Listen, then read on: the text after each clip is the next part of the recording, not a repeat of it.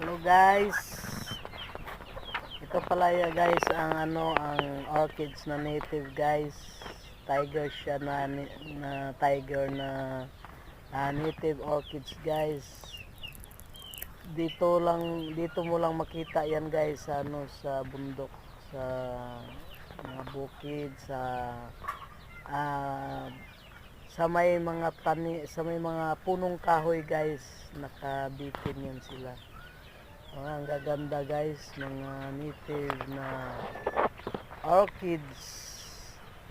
Oh, pag mga hilig ka talaga sa mga orchids guys, na mga native, pupunta ka lang sa bundok. Mahilig kasi talaga ako sa native na guys, sa native na mga orchids. Unique kasi yung mga orchids na native guys, sa Pilipinas lang ito makikita.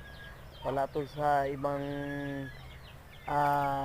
bansa guys, dito lang yan makikita ng mga orchids. Philippines native orchids yan guys. Mahal na mahal natin yan dito sa Pilipinas dahil sariling atin yan guys, diba guys? Hello. Okay.